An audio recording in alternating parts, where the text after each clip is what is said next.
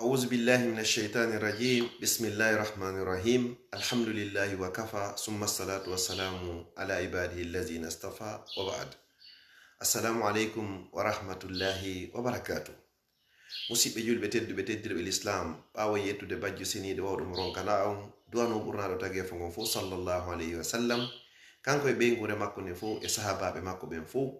haray musidɗo moɗon abdallah diallo bruxelles salmini on salminago dina salminago d'islam salminago yimɓe aljanna ka aljanna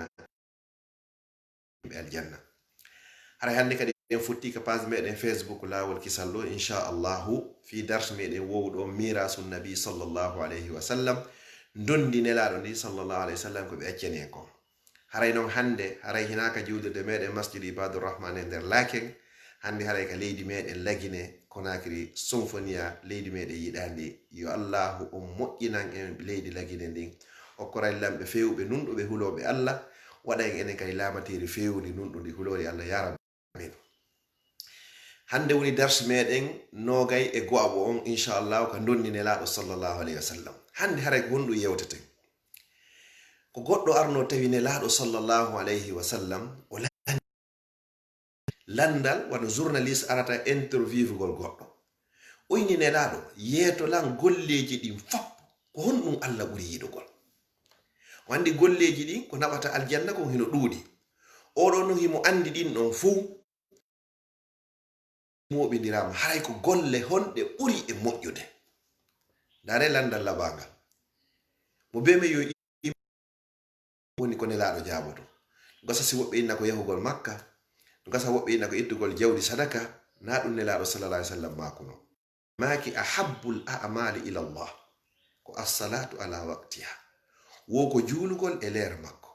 ko ɗum ɗo allah ɓuri yidde e golleji ɗin fop juulugol waɓutu on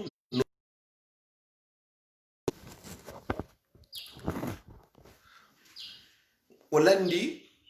mi fillito golleji ɗin fop ko honɗum ɓura yiɗede ka allah sallam jaabi ko juulugol e leer ko ɗum ɗon allah ɓuri yiɗo andi toon kan noon julde nden waɓtuji ko wonɗen e wadde e dewe ka hoore leydi ɗo farlasina julde nden wala joni noon ay ɗum noon feƴƴi o ini si julde golleji ɗin fop o ini o ko birrul walidayni ko ɗiggangol nene e baba ɗoftagol nene e baba woni gollal ɗiɗaɓal ngal allah ɓuri yiɗugol ka makko. Joni no mbay ko falteɗen ko golle ko naɓata en aljanna dande on yafude ko connexion Conakry ni inchallah allah ɓuri yidde ko juulugol e leer ɗiɗaɓongol ko ɗoftagol nene e baba tammun ko waɗugol jihadi fi sabilillah jihadi on ko haɓugol wonki hummunkum yamira kon ko moƴƴi haɗa kon ko boni mi toriki allah subhanahu wa taala yo allah arsike en juulugol e leer no juulirte ɗon yo allah arsike